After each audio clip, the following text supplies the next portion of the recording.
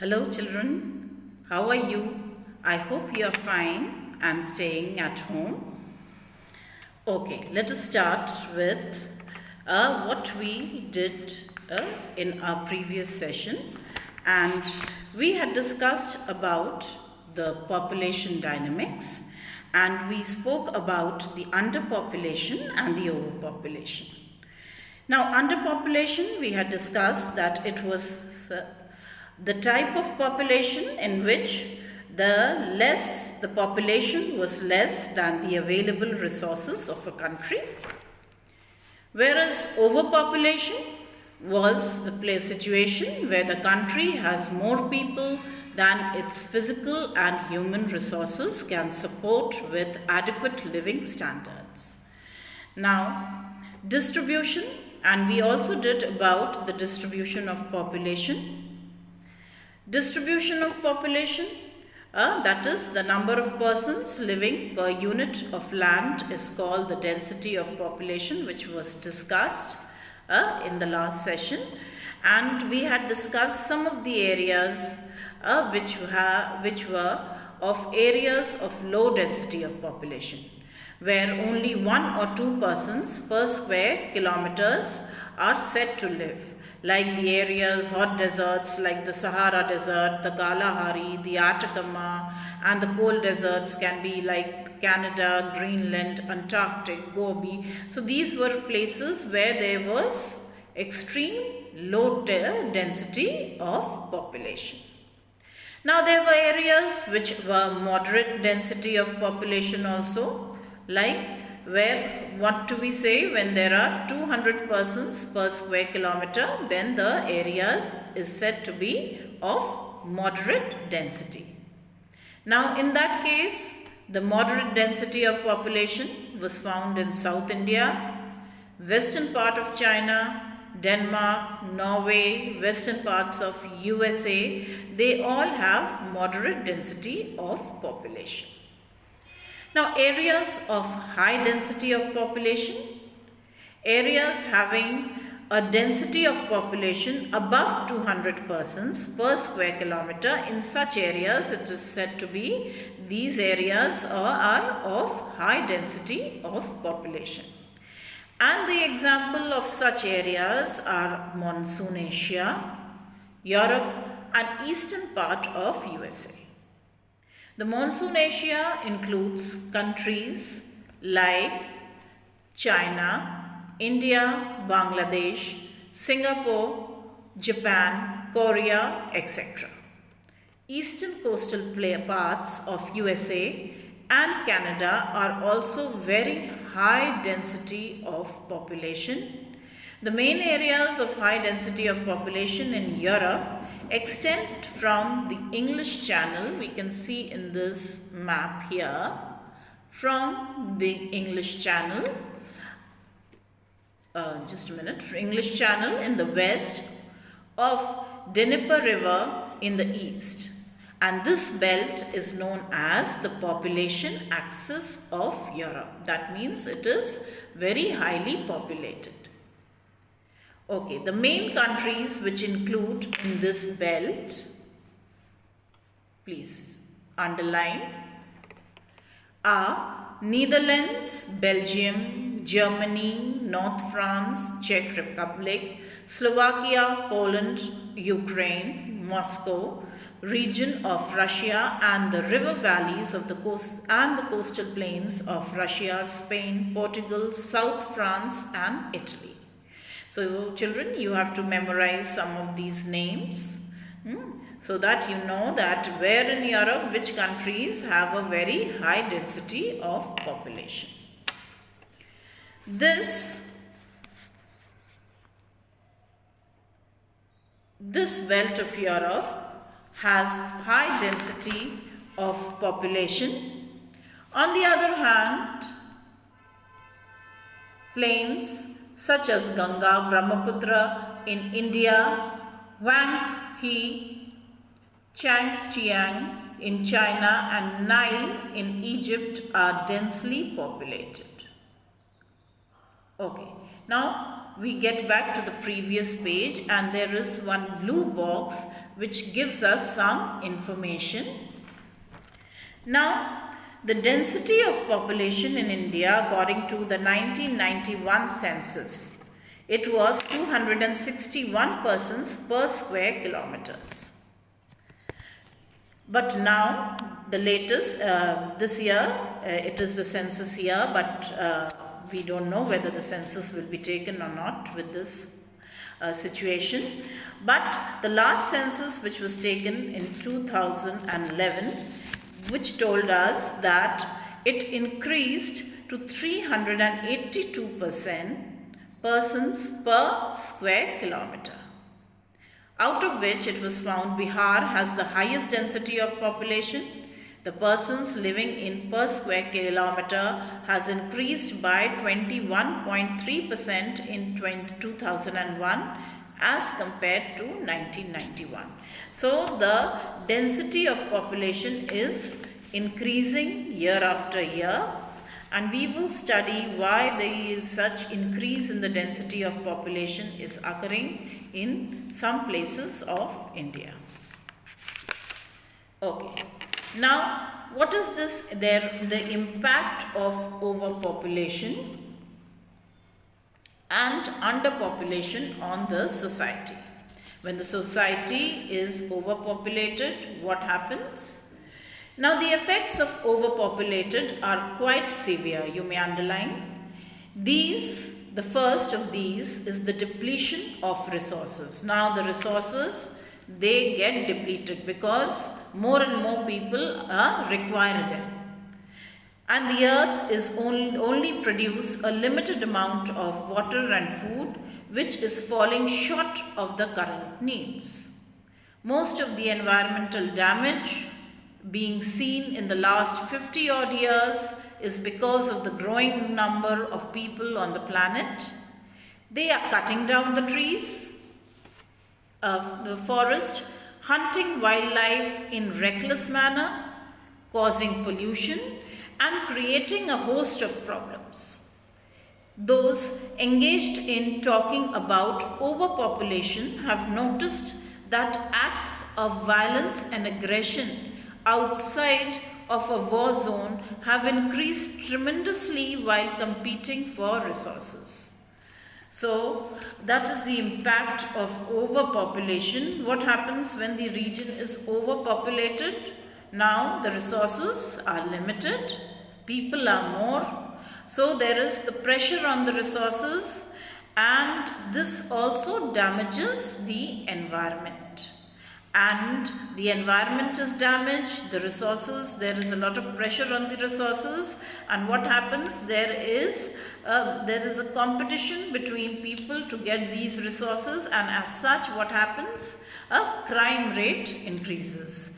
People are in aggression, there are acts of violence, there are crimes, and that is what happens when there is overpopulation.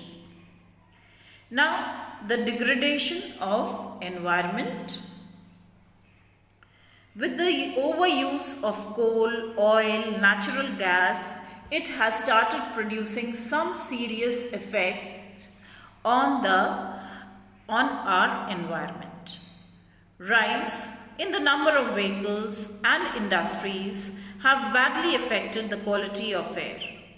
Rise in the amount of carbon dioxide emissions lead to global warming, melting of the polar ice caps, changing climate patterns, rise in the sea level are few consequences that we might have to face due to environmental pollution. There is a misprint here. This we have been written twice, that we might have to face. You may delete this we. Have to face due to environmental pollution. So the environment degrades. Why is the environment degrading? Because more and more people are using, they have a luxurious life they are leading. They are using too much of coal, oil, natural gas, and when we are using all these, it has serious effects on the environment. We are producing greenhouse gases. which is rising the temperature of the earth. And on the other hand, when it is emitting too much of carbon dioxide is raising the temperature of the earth. And with the raising of the temperature of the earth, what happens? The snow melts, the ice caps are melting. Then there is change in the climate patterns, rise in the sea level, water. Then there are other consequences also. So, why is the sea level water rising? Because the ice caps are melting. It is, and that melted water is raising the level of the sea. That in fact may drown many of the small islands around, and this is what the effect of environmental pollution when too much of population is there in the world. Then rise of unemployment. Our next point is rise of unemployment. Too much of people in one region and there is overpopulation. When a country becomes overpopulated, it gives rise to unemployment as there are fewer jobs to support large number of people. Jobs are less, people are more, and there is rise in unemployment. Now when there is unemployment, what happens? People tend to get into crime, as people will steal various items to feed their family and provide them with basic amenities of life. So the crime rate increases. Okay, we come to the next page, and the impact of underpopulation. Now what is the impact of underpopulation? The lower the standard of living. Now when there is less number of people and the resources are more, what happens under these conditions? Underpopulation engender lower standard of living as a result of inadequate labor force that would have conveniently boost output and production of goods and services. Now here the population is less, resources are more. Now what happens? The resources have not been utilized properly, and hence there is low standard of living. Lack of adequate manpower. Under this, population results to shortage of labor with the attendant effect of low investments and income. Underutilization of resources. Resources are highly underutilized in a country of low population, and at times of war and emergency, a country might find it very difficult to mobilize enough people to defend it. So these are the major problems. No manpower is there, no utilization of the resources, and when at the times of war or emergency, there are not enough people to defend their country. Now the factors affecting the population of a place. Now what happens when the population change is there and how it affects the population of a place? The population change, children please underline this, refers to the change in the number of people during a specific time. So during a specific time, it refers to the change in the number of people. The world population has not been stable. It has increased manifold. So it has not been stable and has increased manifold over the years. This is actually due to the changes in the number of births and deaths. For an extremely long period of human history until the 1800s, the world population grew steadily but slowly. Large number of babies were born, but they died early too, as there were no proper health facilities. Sufficient food and basic amenities were not available for all the people. As a result, the total increase in the population was very low. That's true, children. Now, what happened before the year 1800s? Number of children were more, but another number of deaths were also equally more. Because what was the reason behind it?